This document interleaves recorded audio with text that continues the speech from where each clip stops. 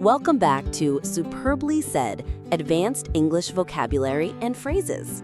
Today we're digging into some great material from a SpeakDuo lesson all about handling embarrassing situations. And if you want to become more confident with your English speaking abilities, you can go to SpeakDuo.com to meet new people from around the world who are practicing English on video calls. So let's jump in. We're focusing on that native level nuance. First up, let's talk about a really proactive one, to own the moment. Right, this is when something awkward happens, and instead of hiding, you take control of it. You turn it into a story. Okay, I see. But I wonder if some learners might confuse that with just, brushing something off. What's the real distinction there? That is such a critical point. When you brush something off, you're sort of minimizing it, pretending it wasn't a big deal. And that can come across as defensive, right? Exactly. It avoids accountability, but owning the moment is an active thing. It's an act of confidence. You're using self-awareness, maybe humor, to transform the situation. So it's about acknowledging it head on. Precisely. Imagine you're in a big presentation and you spot a mistake on your slide. Instead of just ignoring it, you could say, I decided to own the moment and made a little joke about the slide being intentionally confusing to test if everyone was paying attention. I like that. It's much more confident. Okay, moving from a mistake on a slide to a mistake in the mirror. Let's talk about the fashion disaster. Yes. A wonderfully vivid phrase. This is for when an outfit is just completely wrong. Embarrassingly so. Like wearing two different shoes to work? The classic example. But, and this is important for advanced speakers, it's not the same as a wardrobe malfunction. Right, let's clarify that. They aren't interchangeable, are they? Not at all. A wardrobe malfunction is a technical problem. A zipper breaks, a seam rips, it's mechanical. An accident. Exactly. Whereas a fashion disaster is about the aesthetic. The look itself is just fundamentally wrong. The colors clash, or it's totally inappropriate for where you are. So, if an IELTS examiner asked about an embarrassing memory, you could say something like, You could say, I remember wearing a bright green jacket with bright purple trousers. It was a true fashion disaster. Perfect. Okay, next up is that awkward silence after you say something wrong. Killed the conversation. We've all been there. You make a bad joke and crickets. So, how is that different from, say, changing the subject? They both alter the flow. Well, the difference is all about intent. Changing the subject is usually a deliberate choice, a pivot to keep things moving smoothly. But killed the conversation is an accident. A total accident. It's an abrupt, awkward stop because you said something insensitive or just off. Right, so you might reflect on a team meeting and think, I brought up the old merger and immediately realized I'd killed the conversation. I really should have been more tactful. That's a perfect professional example. It shows real self-awareness. Which leads us nicely to another verbal mistake. Put one's foot in one's mouth. The classic example is commenting on someone's new haircut when, they haven't had one. So how does that differ from speaking out of turn? They both feel like conversational mistakes. They are. But the error is different. Speaking out of turn is about timing or hierarchy. You interrupt the boss. You jump in too early. It's a procedural mistake. Exactly. But putting your foot in your mouth is about the content. You've said something inherently inappropriate, usually because you made a wrong assumption. I see. So if you had to apologize to a client, you might say, I sincerely apologize. I realized I put my foot in my mouth by assuming your team already had that system in place. That's a very clear and formal way to use it. Okay, here's one I think everyone can relate to. When a joke doesn't land. The worst feeling. It really is. Now, we should contrast this with an inappropriate joke. They're not the same thing. No, definitely not. An inappropriate joke actually does land, but the reaction is negative. People are offended or shocked. Right.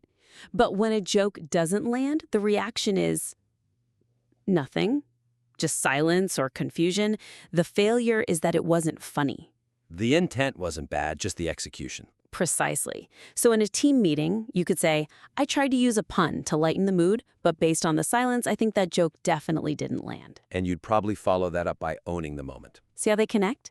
Okay, let's do a purely self-deprecating one. Can't take someone anywhere. I love this one. You use it immediately after you do something clumsy, like spill a drink or trip over nothing. So is it just another way of saying you're accident-prone? Well, no, accident-prone is more of a neutral, factual description of a personality trait. It's a statement. But can't take me anywhere is a reaction. It's an immediate, self-deprecating reaction. It's informal, and it's specifically designed to get a shared laugh and recover from a minor mistake. It's a social tool. Yes. So if you're at a work dinner and you knock over a glass of water, you just laugh and say, "Honestly, you can't take me anywhere." It instantly diffuses the tension. Okay, next up, for the forgetful among us, to have a mind like a sieve. A sieve, of course, being that kitchen tool with holes that can't hold water, or, in this case, information. It's so much more vivid than just saying you're forgetful. It is. Forgetful is just an adjective. Mind like a sieve is this humorous visual simile that emphasizes how completely the information is lost. And it's a bit more charming, too. It's a better excuse. Totally. In a professional setting, you could say to your manager, "Could you please confirm that deadline in an email? I'm afraid I have a mind like a sieve when it comes to dates." It frames the request in a much more personable way. Okay, finally, a phrase for comforting someone else. Don't worry, it happens to everyone. A really kind and useful expression. But it's important to know why it's often better than saying, "It's no big deal." What's the weakness of "it's no big deal"? It can sometimes sound a little dismissive, like you're minimizing how the other person feels. But "it happens to everyone" does something different. It does. It validates their embarrassment. It says, "I see you feel bad," but it also normalizes the mistake. It offers solidarity. You're not alone in this. That's a great phrase for mentoring. Perfect for it. If a junior colleague makes a mistake, you can say, "Hey, it's a tough skill to learn. Seriously, don't worry. It happens to everyone. I did the exact same thing in my first year." That's so much more comforting. All right, that was a great deep dive. Now I think it's time we tested that recall with our advanced English quiz. Let's do it. Listeners, just choose option A, B, or C. Okay, question 1. In the lesson, to own the moment after something embarrassing is to, option A, take control of the awkward situation and turn it into something positive. Option B, change the subject quickly. Or option C, pretend the awkward situation never happened. Feel free to pause the critique here if you need to think about the answer. The correct answer is definitely option A. To own the moment is all about active acknowledgement and control, not avoidance. It's about taking charge. Next question. A fashion disaster most naturally describes option A, a bold but stylish outfit, option B, slightly informal but acceptable clothes, or option C, an outfit that looks completely wrong and embarrassingly put together. Go ahead and pause if you need a moment. And the answer is C. A fashion disaster is a total aesthetic failure, remember? Not just a simple wardrobe malfunction. Question 3. Saying, "Well, that killed the conversation," suggests that you, option A, changed the topic to something more interesting.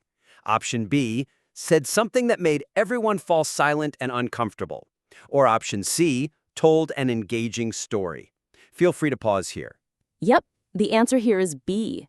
To have killed the conversation is that accidental, awkward halt in the discussion.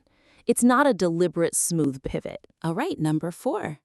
To put your foot in your mouth in a conversation means to, option A, accidentally say something embarrassing or offensive, option B, speak too quietly, or option C, refuse to answer a question. Take a moment to think if you need to. The correct answer is A. You put your foot in your mouth when the content of what you said was tactless, often based on a wrong assumption. Okay, question 5. In the lesson, when a joke doesn't land, means that the joke, option A, is very clever and only understood by a few. Option B is funny but delivered at the wrong time. Or option C fails to make people laugh as you intended. Feel free to pause if you need to. That one is C. When a joke doesn't land, it just fails to be funny. It results in silence, not necessarily offense like an inappropriate joke. Number 6. When someone laughs and says, "Can't take me anywhere," they're mainly option A, complaining about not being invited out, option B, making fun of their own clumsiness after a mistake, or option C, admitting they prefer staying home. Go ahead and pause the critique. And the answer is B. Can't take me anywhere is that immediate self-deprecating reaction to your own clumsiness, meant to get a laugh. Just two more. Saying you have a mind like a sieve is a humorous way to admit that you, option A, forget things very easily, option B, can concentrate on many details at once, or option C, remember only important things. Feel free to pause here. The answer is A. To have a mind like a sieve is that vivid way of saying information just falls right out of your memory. Suggest they try harder next time. Option B, politely change the topic. Or option C, comfort them by saying their mistake is completely normal. Pause here for the last time if you need to. The correct answer is C.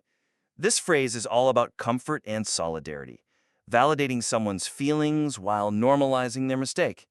It's much kinder than just saying, it's no big deal. That wraps up our critique. We've covered 8 fantastic phrases for handling those awkward moments with more nuance. Owning the moment, a fashion disaster. How to handle it when you've killed the conversation or put your foot in your mouth. And also what to do when a joke doesn't land, admitting you can't be taken anywhere, that you have a mind like a sieve, and finally, the power of telling someone it happens to everyone. Remember, the goal here is precision. Using these phrases correctly will really elevate your conversational English. Absolutely. Keep practicing them, keep laughing when you make mistakes, and just keep speaking. That is the real key to fluency. And for that practice, head over to SpeakDuo.com to start having those conversations and build your confidence today. We'll be back soon with more advanced English insights.